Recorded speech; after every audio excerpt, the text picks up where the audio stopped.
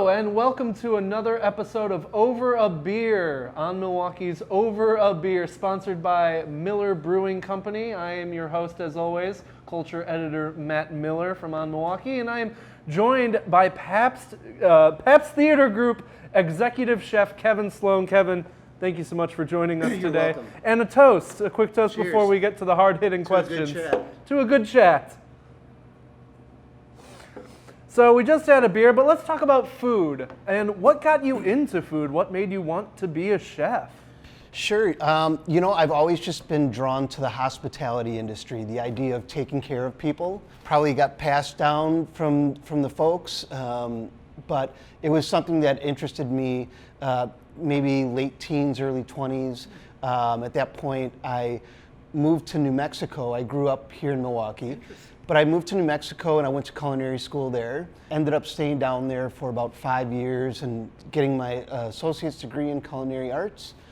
And then continued working in some really great restaurants down there before I returned home in the late 90s and started working some good restaurants here. And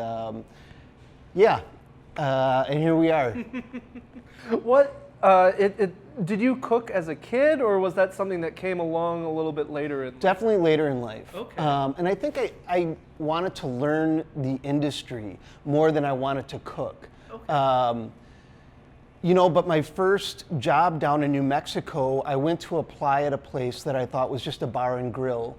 And it turned in, like I walked in and it was like this super plush fine dining restaurant, and I turned around and started walking out, and the chef was like, "Young man," and she kind of pulled me by the ear back in, and she's like, "What were you doing?" I was like, "Well, I was going to apply for a job. I'm starting culinary school," and she was like, "Well, you're obviously not ready to cook in the restaurant, but we do have a bar upstairs, so and I need a cook," and that was like nachos, burgers, simple pastas. But I got to work alongside the chefs who were cooking for the fine dining restaurant. Yeah. So I learned a ton, and I really, just watching them on a nightly basis do what they did, I got super turned on by it. So after a couple of years there, I was moved up onto the restaurant line, and that's kind of where it all took off for me. That's really cool. Yeah. What was it kind of going from the New Mexico food scene to the Milwaukee food scene? I imagine some pretty stark differences, or was it more similar than you'd think? No, for sure. Like Santa Fe has kind of been on the cutting edge of art and food for a long time, and that kind of leaked into Albuquerque a little bit. So there were a lot of good options down there. Certainly you had the regionality of it. Southwestern cuisine is there's a feel to it. The green chilies, the pine nuts, things like that. And here, certainly, it's not that. We're not a spicy food right, city. yeah. So now you are essentially the chef to the stars, not to oversell it, but that's what you are. You are the chef here at the Riverside and Pabst Theater Group, cooking for the acts. What's that kind of like, playing to this very particular kind of clientele? It's great. And I think when I first started, it was what I loved the most about the job is cooking for artists that I've appreciated for so long. But now I just appreciate our whole philosophy from the top down here on how we want to take care of these people when they come to Milwaukee and when they come to our theaters. It's tricky, and I think being in the restaurant business prior to this, having waited on some stars or cooked for some stars before, I was a little worried they were going to be a little high maintenance, but that's not the experience I've had here.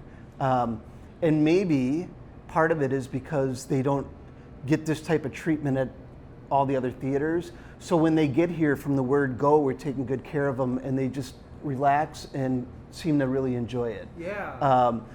So it hasn't been like super high maintenance. A lot of the musicians and comedians, they like to eat well. They like good food. They're well traveled, so they've been to different parts of the world, and I love that. I imagine there's a kind of mutual respect situation because they know that you, in your way, are an artist as well, working with food. Yeah. Sure. Yeah, so it's great, and it never really goes away, that feeling when you get an artist that you love, whether it's like a Jackson Browne or Yo-Yo Ma or Jerry Seinfeld, and you see them eating your food and them enjoying it. It doesn't get old. I'll tell you that much. It's still really awesome. So with the menu process, do you have a set menu for each kind of night, or do you Sure. kind of adjust it for who's coming in, or do they come in with what they want to eat and you have to kind of work within those boundaries? There's a very loose guideline that comes in on what's called a rider. Yeah. The rider encompasses all sorts of things, the sound, the lighting, the dressing rooms, but there's always a catering aspect to it, to the rider. And usually it's just like, hey, we've got 3 vegans on the tour, there might be 1 person allergic to nuts or something like that. And sometimes it goes beyond, there'll be gluten-free people or something. There's always something element of it on the menu. I was going to say, you always hear those stories about, people only wanting the green M&Ms Sure, or something. yep. Have there been cases like that where people No. are like, I can only eat Circle Foods or something like that? No, there was, I think, a few years back, somebody who was on a raw diet. Okay. And that was tricky, but I learned some things going through that process about that diet and what foods, I think I made some Asian spring rolls, and I didn't know that the rice paper that you roll them with is actually processed above 100 degrees. So that would no longer be considered a raw food. Interesting. So I got scolded, but I learned from it. But for the most part, I'm doing a soup, a salad, a vegetarian or vegan entree, fish, seafood entree, and then a meat or poultry entree. And I definitely try and tailor each menu to the artist and crew that we're cooking for. And do they find you afterwards? Are they like, hey, great food, or are they all business when they arrive? Well, for the most part, they're all business. But what's great is our kitchen is right there, and it's open to the green room here. So there's been plenty of times where after they're done with dinner, they'll stick their head in and be like, that was amazing, or what did you put in this? Or could I have that recipe for this or something? Yeah. Any kind of interaction is fun, but I'll never instigate it. You'll never walk out and be like, so how was that food, guys? I don't. But they're always welcome to mix it up with us in the kitchen, and sometimes they do, which is awesome. That's really cool. Was the raw diet the strangest request you've received from a rider, or is there another one that was like, okay, this is what I got to work with? You don't have to name names. Yeah, but no, it's been really straightforward. Like sometimes somebody will say, hey, everybody in the tour is on the menu for some Thai food. Could we do like an all Thai menu? Okay. And at which point I'm like, absolutely, this is going to be a blast. And I love getting some direction, because at times it's like there's zero direction, and I'm like, I don't know what these people like, So you really have to do some Google searches and find out where they grew up and see if they've ever been in an interview where they say. Oh wow! So you do research into Absolutely. this? Wow, Sure. Interesting. Yep. Was there one case where it was like the most research you've ever had to put into somebody? Again, you don't have to name names. Yeah. Nope. It's an equal distribution of research. So, like I said, the main things I try and find out is where they grew up, where they're living now, and if they've mentioned in any past articles of certain foods that they like. Yeah, that makes sense. Yep. That makes sense. Do you ever miss, the bustle and the particular energy of working in a restaurant and being like the chef of a restaurant? That's Because a this good is obviously a question. very Yeah. different kind of cooking situation. Yep. I suppose there's fleeting moments that I miss it, but I still get to do what I love to do, which is cook, without all of the crap that sometimes comes with being in a restaurant. The 6 days a week, 12-hour shifts, the drama, we have a pretty small staff here, so, and everybody gets along. It's more like a dinner party than it is a restaurant service, and I'm into it. Yeah. Yeah. Yeah, because it's I imagine like you get the rider, but at the same time when you serve the food, you're not going to have someone being like, oh, I don't want this. Sure. Yeah, right. not like at a regular restaurant where maybe someone will come in and be like, oh, well, can I have it without Right. this and this, and you can Yeah. sub in that. And you have to do a lot of things to get people into your restaurant. Yeah. You know, here we have guaranteed guests. We know these guys are playing the theater, and we know they're going to have lunch at noon and dinner at 5, and, you know, we know that. Yeah. So it takes a lot of the stress out of the situation as far as, you know, running ads for your restaurant or doing whatever you have to do to promote Doing it. the media We don't circuit, really have to promote it. As a matter of fact, why am I here? Because we asked you to. I will ask you, well, fine, I'll only ask you one more question then. I ask this at the end of every episode. What would you consider to be the high life moment of your career or your life in general? The moment when you realized that you were kind of achieving what you wanted to achieve or reached the pinnacle of what you wanted to do.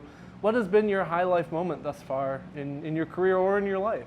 Yeah, you know, that's kind of a tricky question because I think I'm lucky enough that I've had a few of those over my life. And that's, like, that makes me feel good to know that. Yeah.